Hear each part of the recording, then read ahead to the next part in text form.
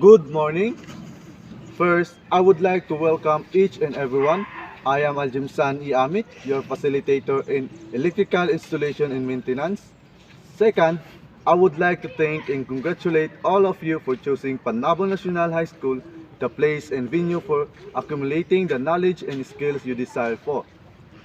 Before we go on, let me first check the attendance. As I call your name, please acknowledge. Mabano Jan Agustin, Godoy Jarens. This time, I am going to administer the pre-assessment tools for you to fill out. These pre-assessment tools will be used in the preparation and scheduling of the activities of each trainee. I have here the three types of pre-assessment tools. First is learner's characteristics. It helps me to identify your learning styles. Second is self-assessment check, for me to recognize your skills that you previously learned and experienced. And lastly, the pre-test, to determine and measure current knowledge about the topics covered in the qualification.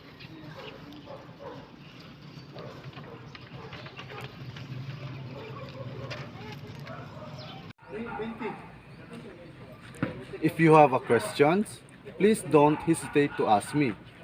You can now answer.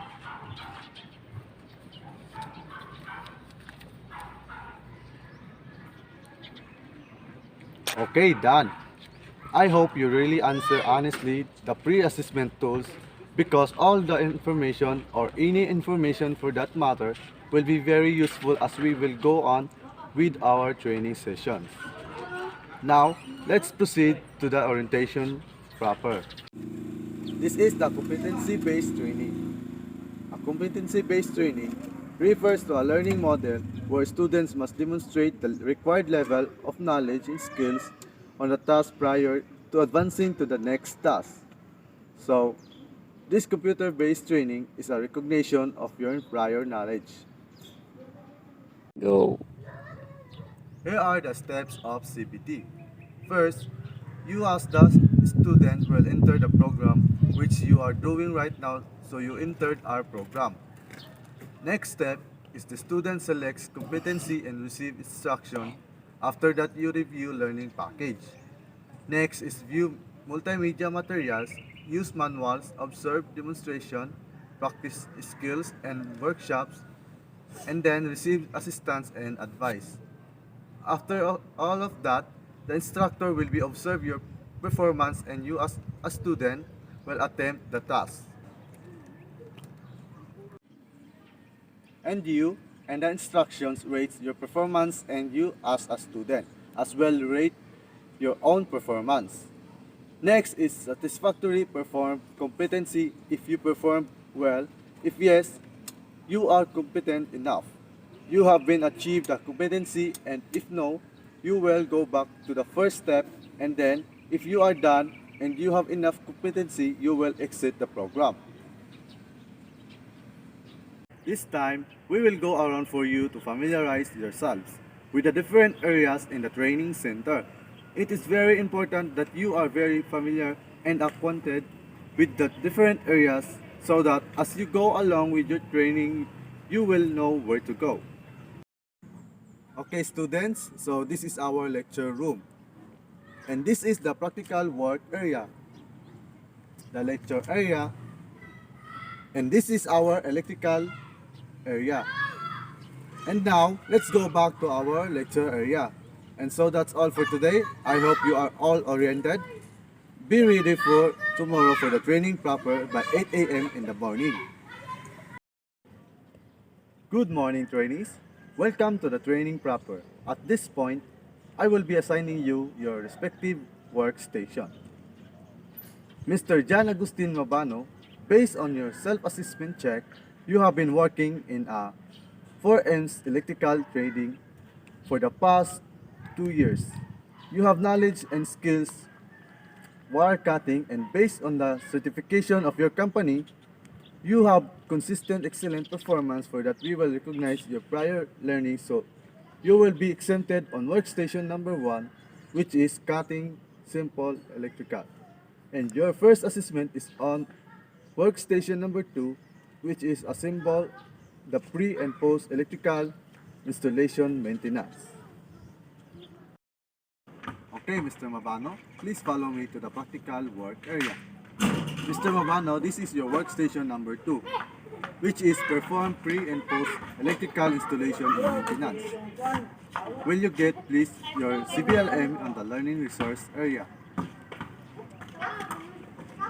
Mr. Mabano, this is your CBLM on UC number 2, perform pre and post electrical installation and maintenance. Will you please read the information sheet, and after reading the information sheet, answer the self-check, and you can check your answer based on the answer key. If any question and clarification, just call my attention. Okay, Mr. Mabano, based on your pre-assessment tools, you will be assigned on workstation number 5, which is identifying electrical tools. Please follow me to the electrical areas. Okay, Mr. Godoy, please view the PowerPoint presentation on UC number 5, identifying electrical tools. And after viewing, answer the self-check, and you can check your answer based on the answer key. If any question and clarification, just call my attention. Okay, Mr. Mabano, how are you doing? I am not yet done, sir, viewing the PowerPoint presentation. Okay, Mr. Mabano, just continue viewing the PowerPoint presentation, and please be reminded that after viewing the presentation, you are required to answer the self-check, and you can check your answer based on the answer key. Any question and clarification, just call my attention, okay? Mr. Godoy, how is your practice? I am doing great, sir. Good. Are you ready to take the institutional assessment? Yes, sir, I am ready. Okay, Mr. Godoy, let us proceed to the institutional assessment area.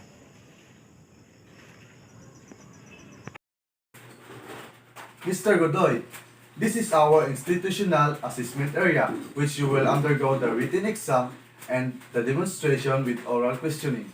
This method is to measure your underpinning knowledge and skills on UC number 2, which is perform pre and post electrical installation and maintenance. I believe you are ready, Mr. Godoy. First, we will have the written exam. The exam have 5 items, and I will give you 1 hour to answer the written exam. Any question? In that regard, you may begin. Okay, time is up. May I collect the paper? Now, let's proceed to the demonstration and followed by oral questioning. Given the materials and equipment, you are asked to perform pre and post electrical installation and maintenance within 1 hour. While conducting the demo, please observe safety precaution.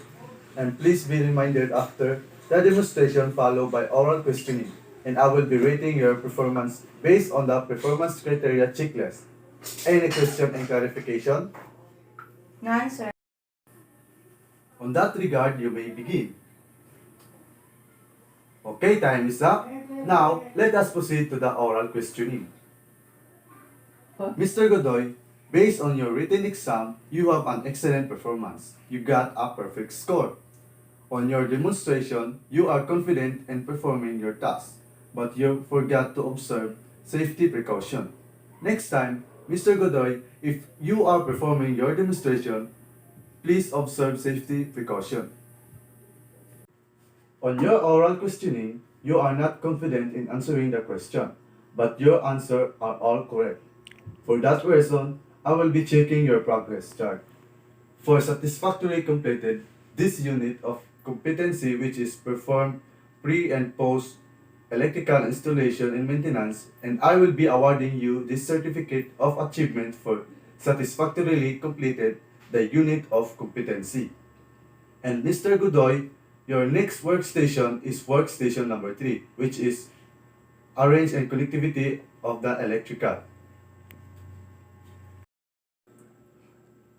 Good morning, trainees. Okay, trainees, I have here with me some forms for you to fill up and accomplish. One set is for your post-test and another set is the training evaluation. First, I will administer to you the post test. I will give 10 minutes to answer the post test. Done? May I collect the training evaluation? Okay, trainees. I would like to congratulate everybody for having been completed all the unit of competency required in this qualification, and you are qualified to undergo the national assessment. We will be having and announcing when and where will be your national assessment. Please keep posted. Again, congratulations and good luck.